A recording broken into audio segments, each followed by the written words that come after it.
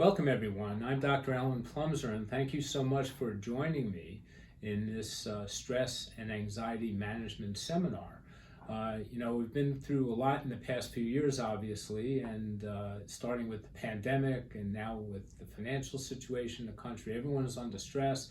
We were still getting good and bad information, and we don't know what to do about it. So we have to learn how to live with the stress in our lives, and stress obviously causes damage to our bodies.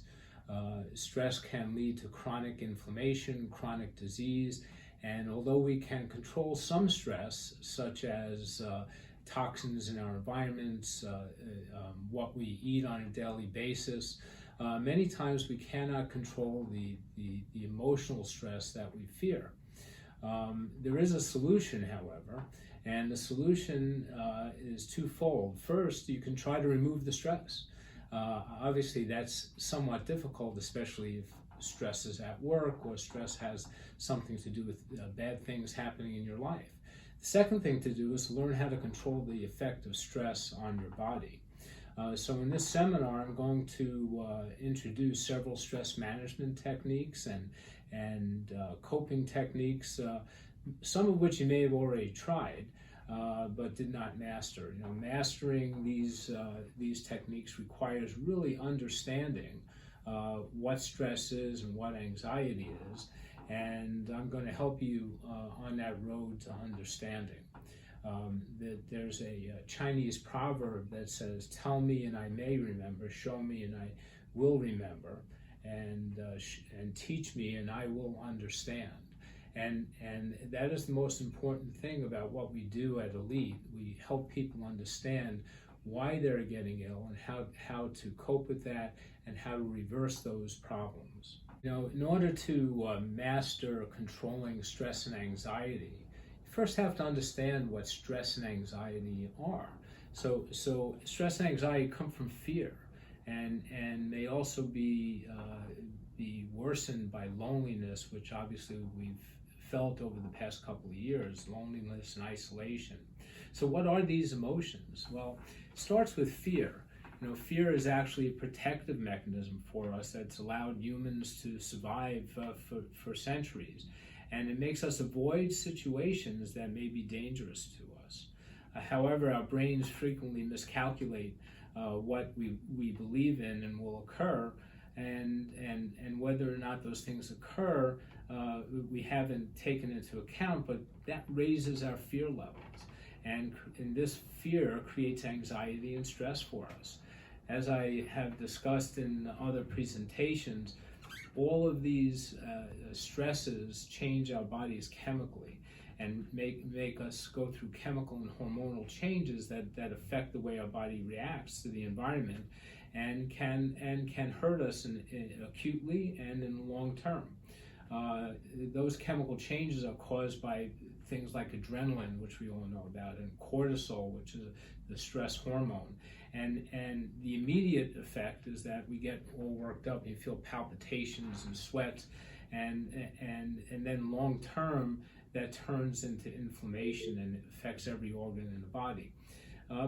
But fear is simply our brain chemistry recalling an emotional problem, an emotional stress in the past. For example, if you hate spiders, or you've had a prior injury, or you see someone with an illness that you've previously had, that creates fear in us, and that fear, our brain translates into stress and anxiety, because we start to wonder whether or not we're going to be suffering from that same thing again. So let's examine fear. Start with fear.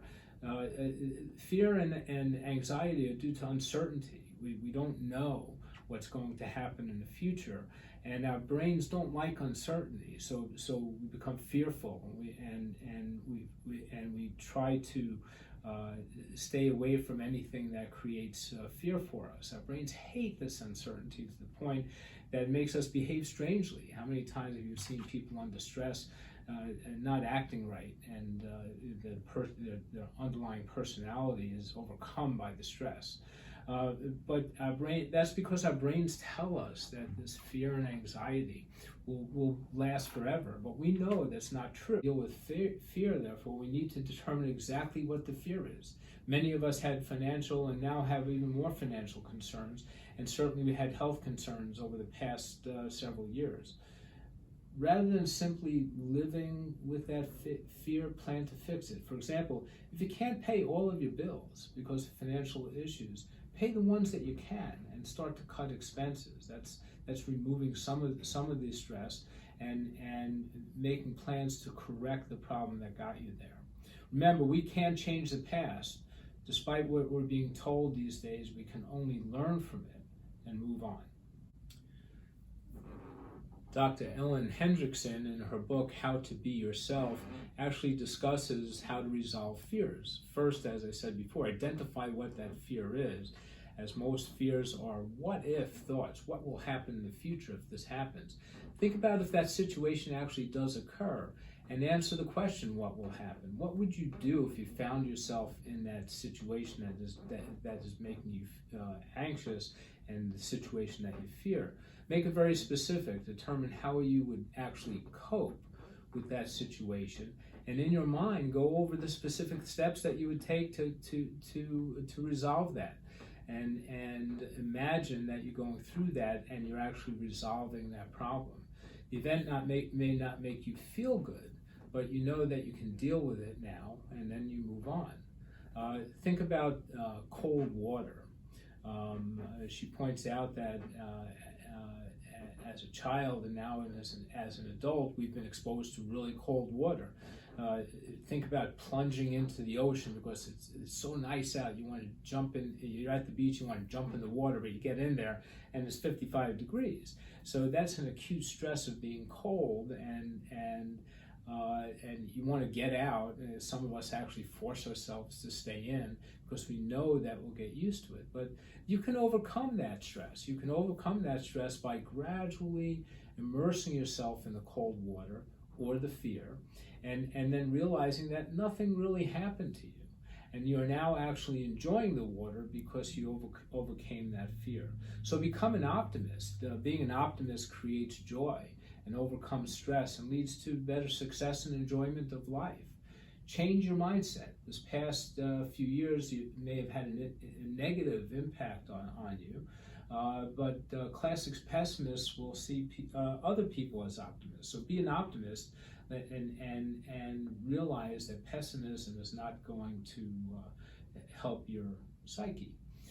You have to work on this. Dr. Jack Singer explains that optimists look at adversity as only temporary, whereas pessimists view adversity as something that's always going to be there. It's unchangeable, it's pervasive, and is very personal to the pessimist.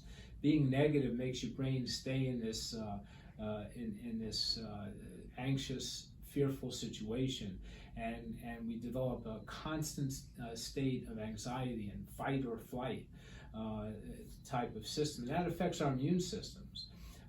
Again, think back to what we said earlier. If you have these thoughts, remember that the thoughts are already gone. Remember, optimism is so important. Mary Lou Retton, a well-known gymnast, was quoted as saying, "Optimism is a happiness magnet, so be happy." For those of you who cannot get rid of or beat these pessimistic thoughts, I would recommend Dr. Michael Gervis's podcasts and his book, Finding Mastery.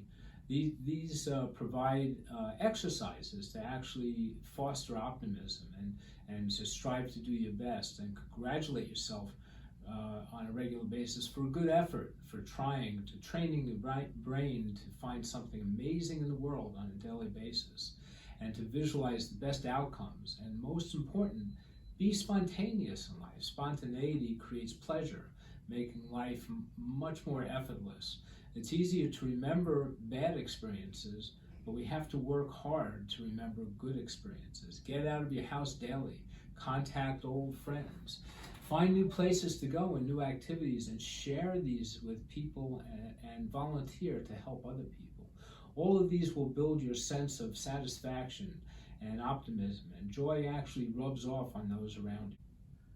One of my favorite books is Miracle Morning by Hal Elrod. I attended a seminar that he gave a couple of years ago, and I was actually blown away by the simplicity of this. He provides a method to start every day positively.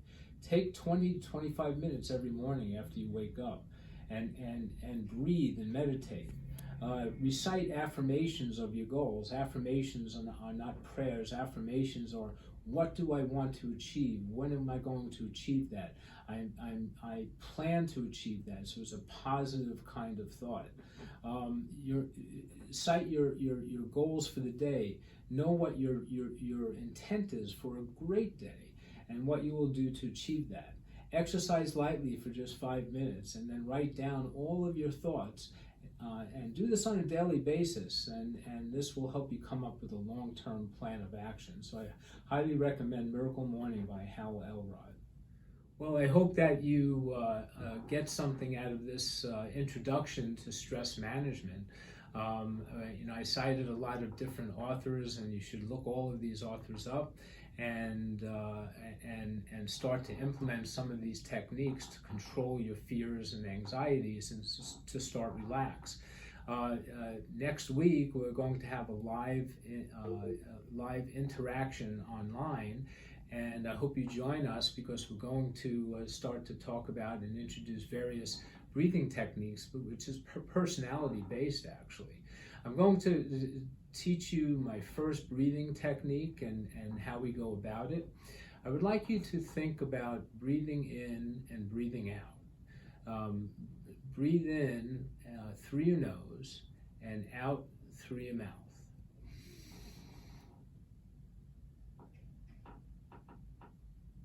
Very simple, right? Now I'd like you to think of the air that you're breathing in and breathing out as something that has consistency or solid. Think of it even as a wave of water. And as you breathe in, picture that coming in through your nose and then out through your mouth.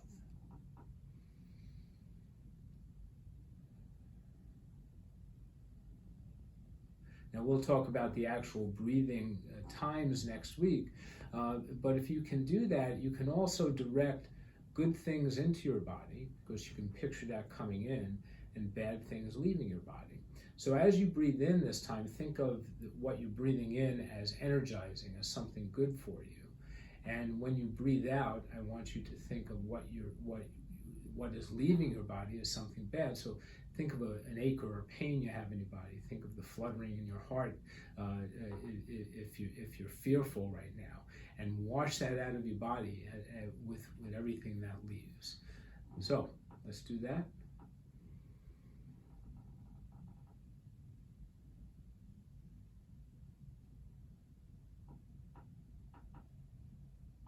Good. So we're going to work a lot on that next week, but I will tell you that there is a way to stop immediate fear and anxiety, that fight or flight.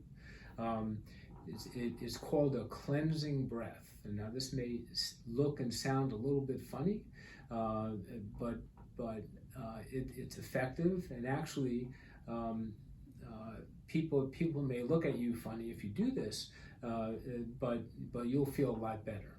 So what you do with this is, if you're in an immediate situation that you need to stop and you clear your anxiety, you're going to breathe in as much as you can and force it out of your body by pushing on your abdominal muscles and pushing that out through your mouth. Now, many people make funny noises. I always make funny noises with this, and that comes from my martial arts. But just think about it. Good stuff coming in, forcing all the bad stuff out, and clean out everything with that one breath. Ready?